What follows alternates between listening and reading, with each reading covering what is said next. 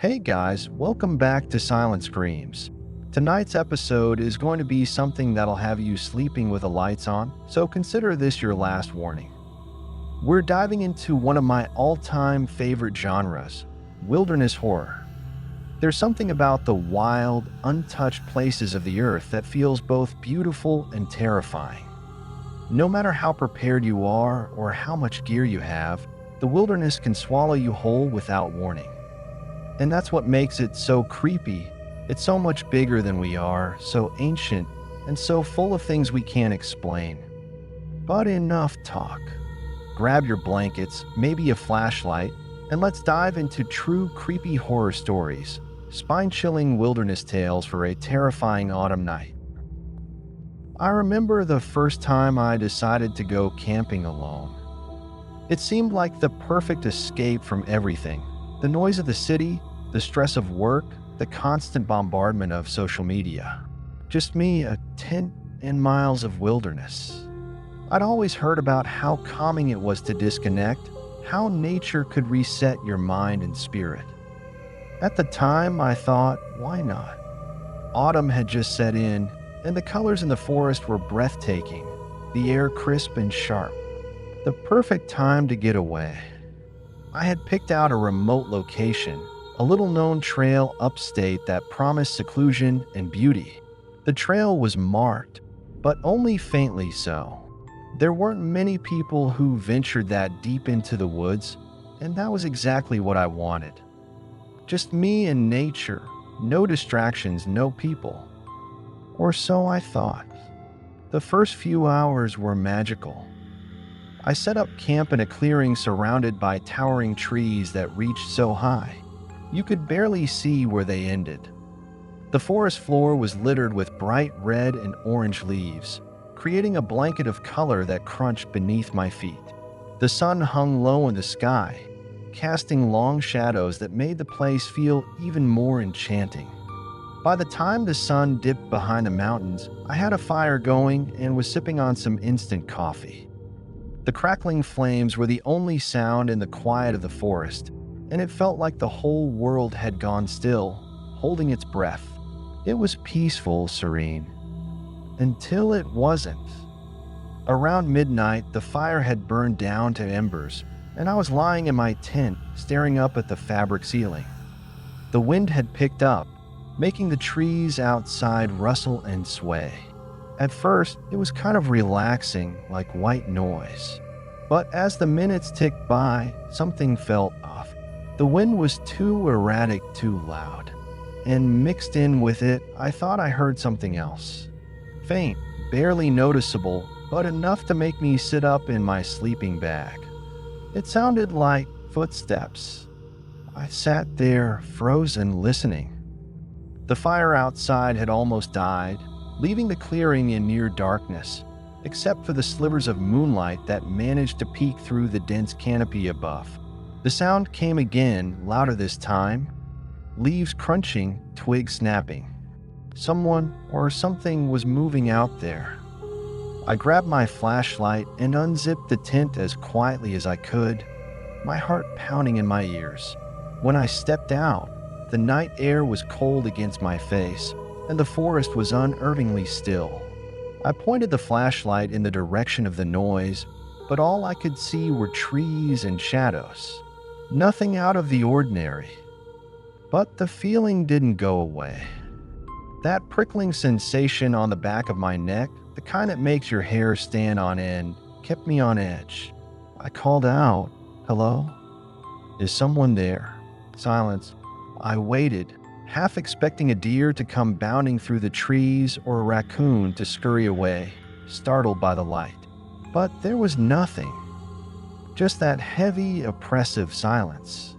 Deciding I was probably just being paranoid, I went back to the tent, trying to convince myself that it was just the wind or an animal passing through. But sleep didn't come easily. Every creak, every gust of wind, every little noise made me jump. I finally drifted off sometime in the early morning, but it wasn't restful. When I woke up, the clearing was covered in a thick fog. The sun was barely visible, casting an eerie glow through the mist. I stepped out of the tent, stretching, trying to shake off the unease from the night before. That's when I saw it. There, just a few feet from my campsite, were footprints. Not animal tracks, these were unmistakably human. Barefoot.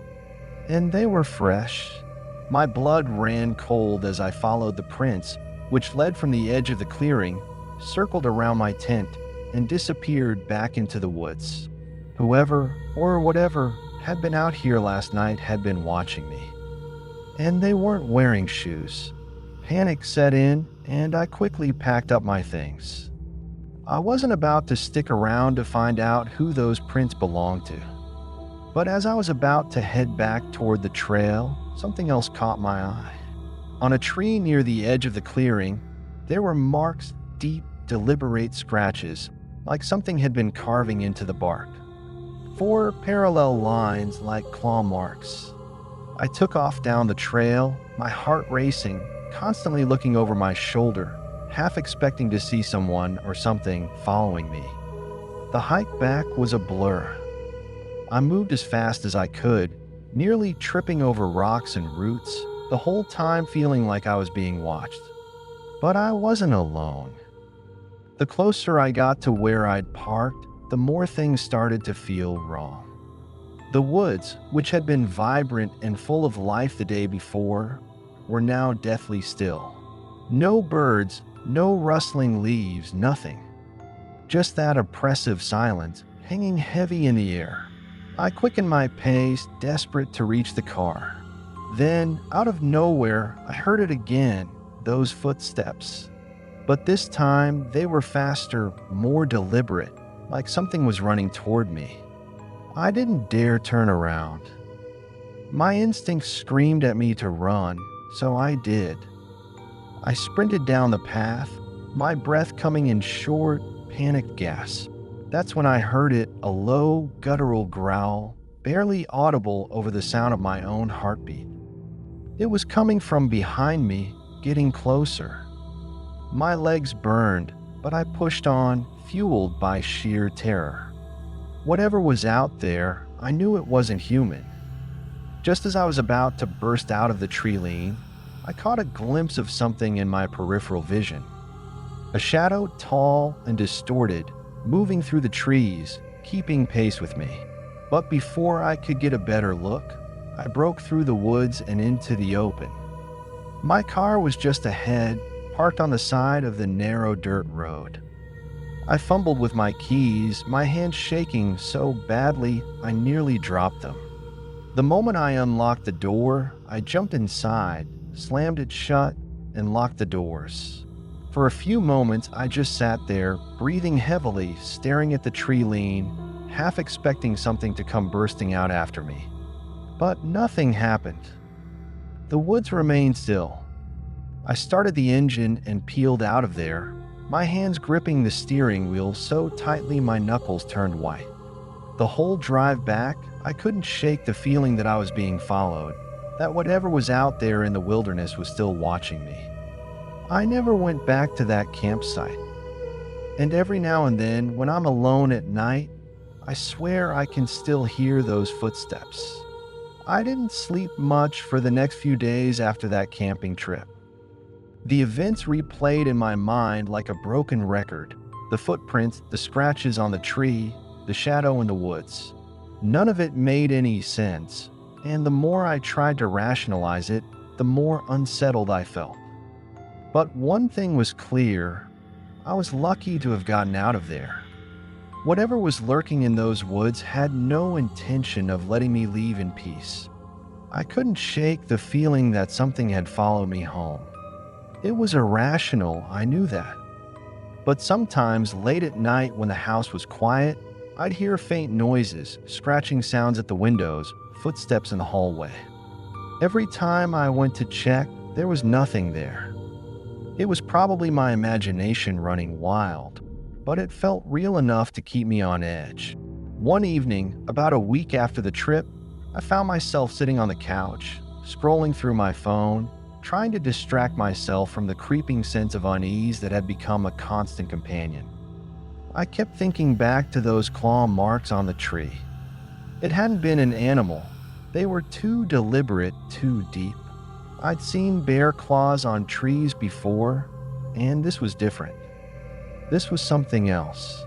A sudden thud against the window broke my train of thought. I froze, staring at the glass, half expecting to see something on the other side. But there was nothing, just the reflection of my own pale face staring back at me. I took a deep breath, trying to calm my racing heart. "It's just the wind," I muttered to myself, but I didn't believe it. Something was out there. I could feel it. As if on cue, my phone buzzed. It was a message from my friend Mike. He was the outdoorsy type, always up for a hike or a camping trip. I hadn't told him about what happened. I didn't want to sound like a lunatic. But now the thought crossed my mind. Maybe he'd know something about the area. Maybe he'd heard stories about strange things in those woods. "Mike, hey man, been a while. Want to hit up the trails this weekend? Got a new spot I've been dying to check out." I hesitated before typing back. The idea of going back into the woods made my skin crawl, but maybe if I told him what happened, he'd understand. Actually, something weird happened last time I went camping. Have you ever heard anything strange about the forest upstate? There was a pause, and then the little dots popped up on the screen, indicating he was typing. His response sent a chill down my spine. "Mike, oh yeah, you mean Black Hollow? Man, locals have all kinds of stories about that place. Haunted as hell if you believe in that sort of thing. Black Hollow."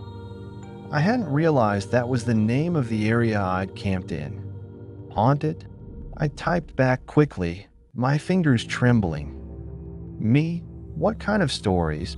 Another pause, longer this time. Then his response appeared, and with each word, the pit in my stomach grew. "Mike, people say something lives in those woods. Not an animal, not a person. Something old. They say it's been there for centuries, and it doesn't like intruders. Some call it a spirit, others say it's a creature from another world. Either way, it's bad news." "Why? You see something?" I stared at the message, my mind racing. I couldn't tell him everything, not yet. Instead, I replied with a simple, "Maybe," and put the phone down. That night, the dream started. I found myself back in the clearing, standing beside the dead fire. The fog was thicker this time, swirling around me like a living thing. The trees were darker, twisted, their branches reaching down like skeletal fingers. And then I heard it again, that low growl, the one that had chased me out of the woods. I spun around, searching the fog, my heart pounding in my chest. Shadows moved between the trees, flickering in and out of existence, too fast to catch, but they're nonetheless. And then, through the mist, I saw it. A figure. Tall, gaunt, with long limbs and hollow eyes that seemed to glow faintly in the darkness. Its skin was pale, almost translucent, stretched tightly over bones that jutted out at odd angles. It didn't walk, it floated, gliding silently toward me, its mouth hanging open in a grotesque, soundless scream. I tried to move, to run, but my legs wouldn't obey. I was rooted to the spot, helpless as it came closer, its hollow eyes fixed on mine.